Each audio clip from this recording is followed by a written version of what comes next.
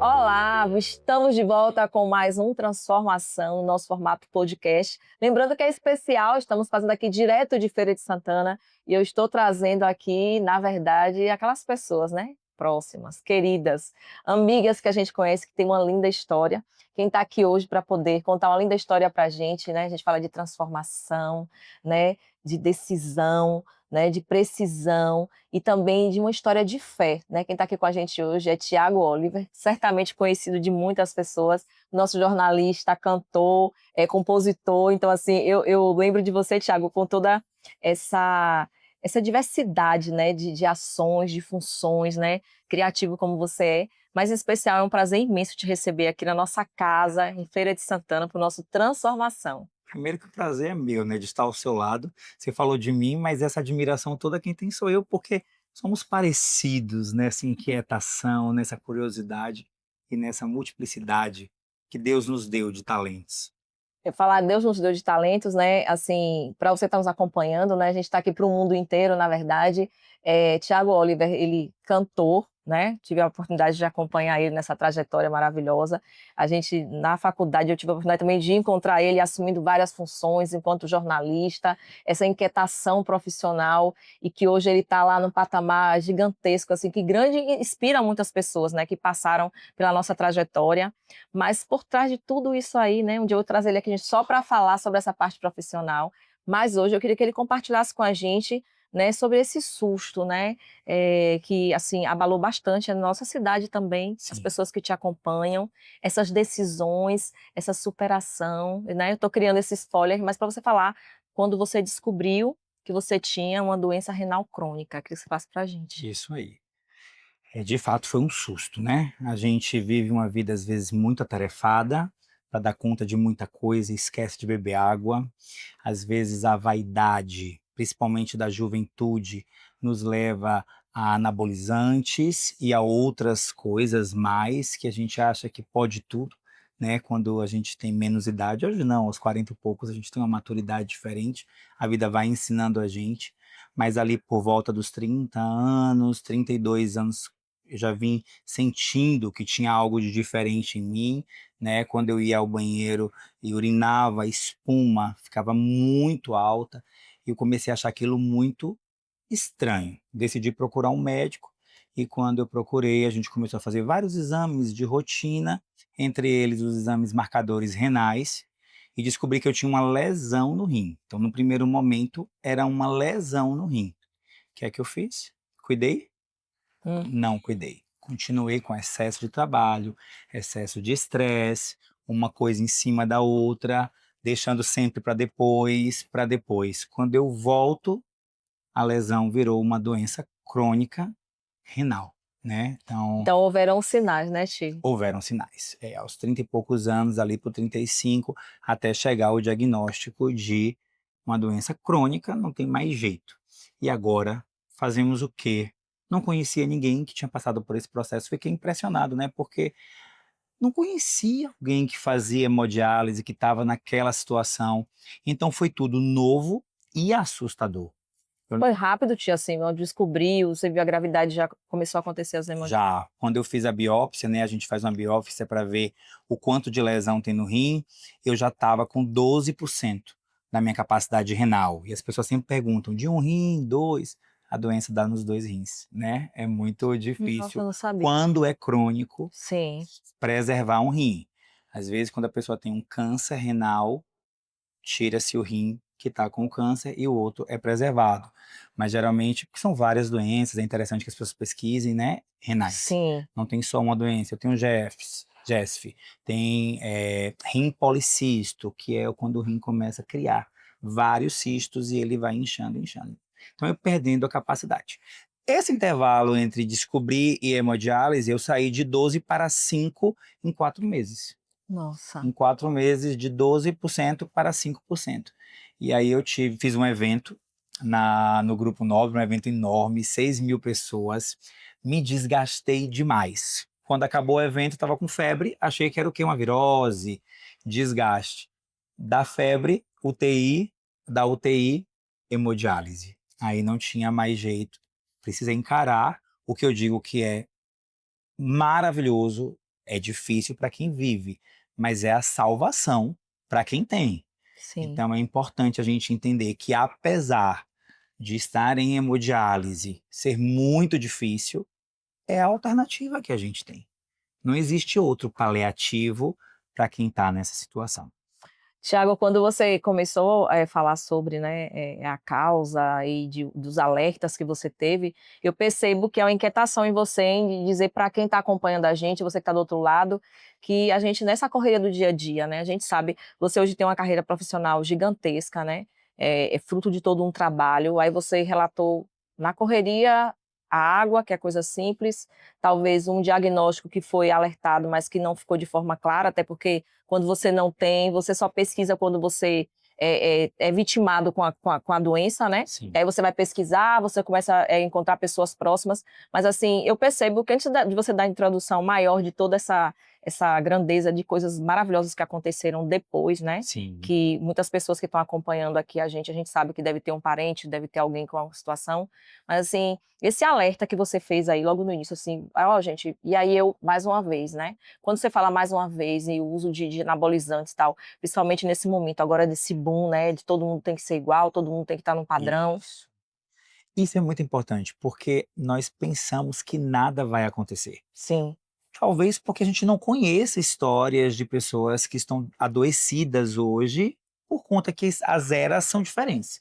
Quando você é jovem, caminha muito com o jovem. Quando você vai, né, envelhecendo e tal e tal. E aí, essa busca por um corpo perfeito, essa busca por ser mais bonito. Ah, eu tomo anabolizante muitas vezes que é receitado por alguns médicos. Ah, você tomou o que o médico receitou? Ou você foi e fez 2 doses ao invés de 1 dose? Então isso acontecia muito comigo. ou copiou do Ou colega. copiou do colega sem receita, mas qual é a consequência disso? É câncer muitas vezes, é problema renal, né? Claro que tem, exemplo, mulheres que têm pré-eclâmpsia ou eclâmpsia Sim, durante a gravidez, muitas vezes elas vão ter problemas renais. Eu sou hipertenso desde os 18 anos, então desde muito jovem. sério, Tiago? Então, hipertensão e diabetes, predisposição para problema renal. Então, já existia uma síndrome em mim que foi potencializada. Talvez se eu chegasse aos 70, aí sim eu desenvolveria a síndrome para Sim. hemodiálise. O que eu fiz? Eu adiantei o processo através de uma vida desregrada. Muita noite, eu amava boate, noite, festa. Ao mesmo tempo que eu sou extremamente responsável no meu trabalho, na minha vida, eu tive uma fasezinha ali, né, na juventude mesmo.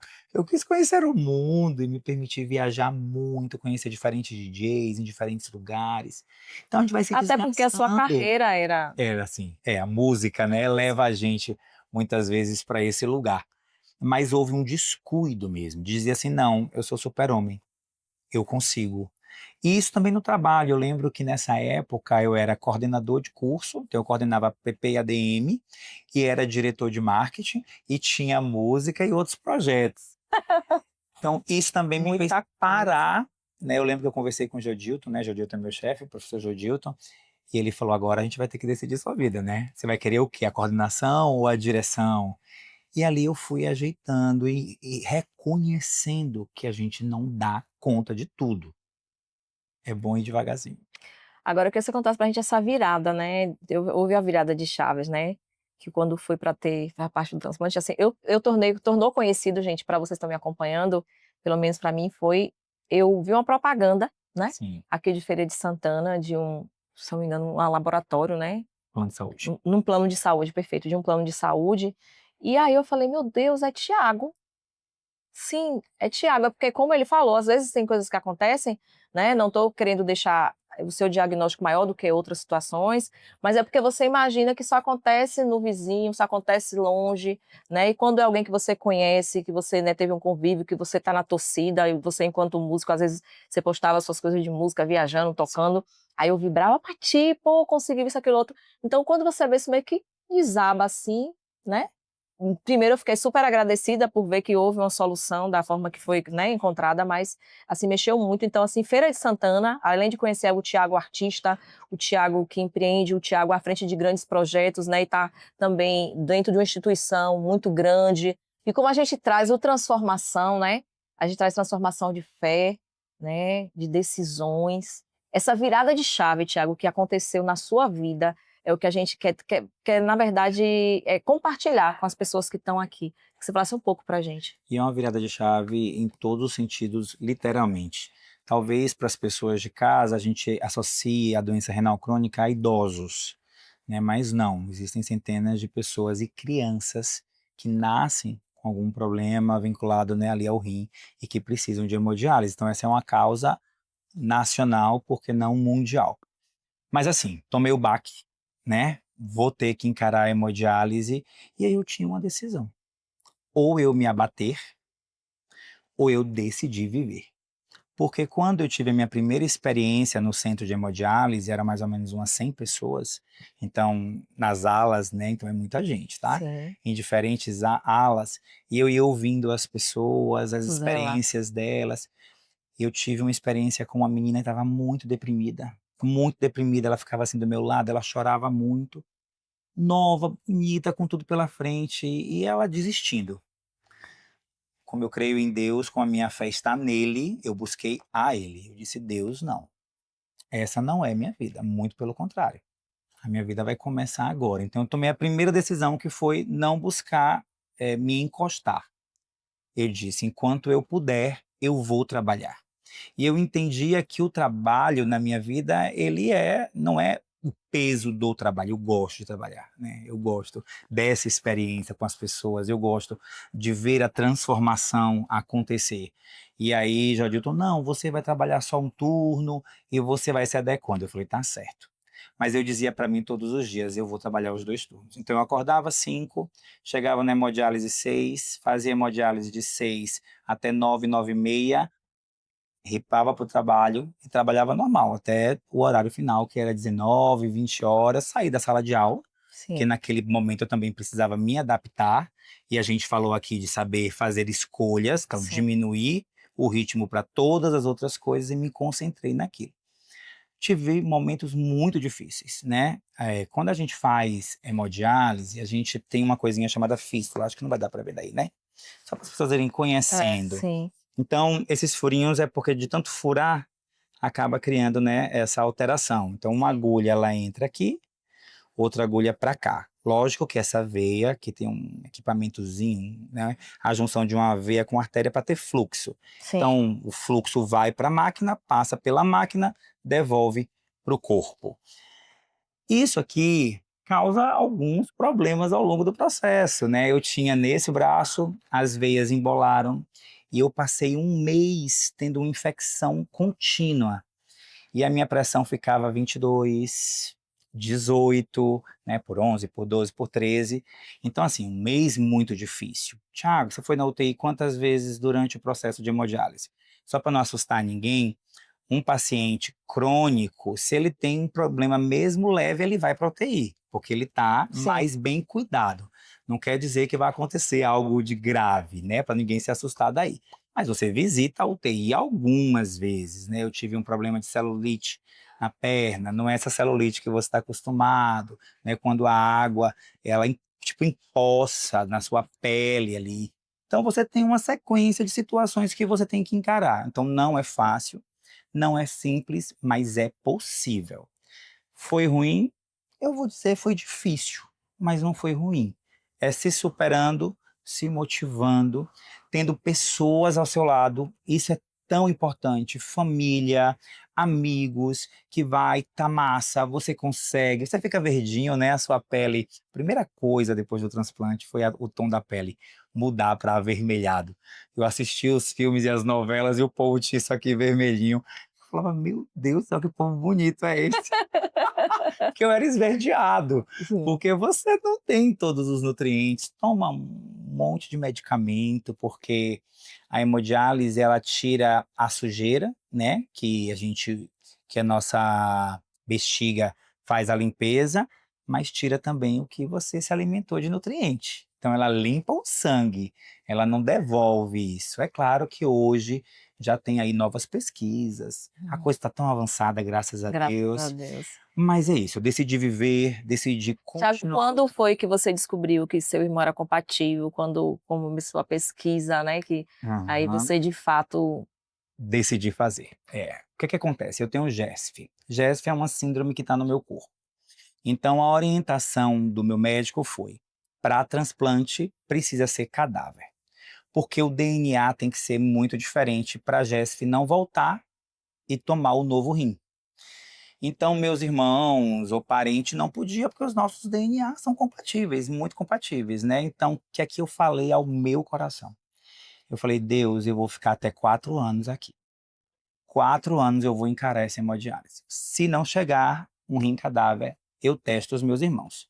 Eles queriam desde o primeiro momento. E aí eu quero fazer um apelo para os irmãos e para as irmãs.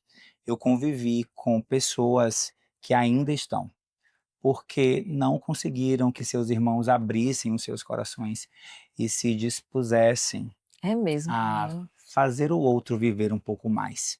Eu sei que a gente briga com o irmão, a gente tem mágoa, às vezes fala coisa que Nossa, não deve, mas a gente não está falando de nada além do que é mais importante, que é viver, a vida. que é a vida. E essa é uma realidade.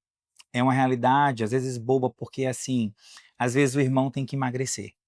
Porque para fazer uma cirurgia de alta complexidade, se você está fora do peso, todo médico vai dizer, você precisa emagrecer. Mas vale o esforço, Vale. vale ter esse gesto. Eu diria que vale até para quem não é irmão, mas né, já que é irmão aí, que é parente, e se puder, doe. Meu irmão vive bem demais. Aí chegou os 4 anos e eu comecei a me sentir muito debilitado. Muito, muito debilitado, muito fraco. Aí um dia nós estávamos almoçando em família, meu irmão me olhou e falou assim: eu acho que tá na hora, né? Eu falei: tá na hora. Graças a Deus fizemos os testes, os dois deram compatíveis e eu não posso influenciar nessa decisão, né? Uma orientação médica. Sim. O que não. Minha irmã teve 3 bebês, minha irmã Ludmilla é a mais velha e já teve 3 filhos. Aí Matheus, não, sou homem, não pari, então eu posso doar. Nossa, E olha que o rim é enorme, né? O meu rim que é bem gesto grande e o gesto lindo. que nos emocionou muito, né? Assim, quando essa empresa, né, fez o plano de saúde fez essa campanha, né, falando, e que você estava lá com algo real, Sim. próximo, né? Então, assim, a vida é a vida. Me surpreende muito, né, quando você faz esse apelo em falar que pessoas têm familiares que são compatíveis e talvez por não, sei lá, não sei nem sei como me expressar, né? É uma situação muito, assim, né, mexe muito com a gente saber. Eu acho que eu, com o meu coração do jeito que é imenso, né? Eu falava com minha irmã: se você não puder ter filho, eu te ofereço, né? Eu te ofereço, né, para que você possa ser mãe, que o sonho da minha irmã era ser mãe.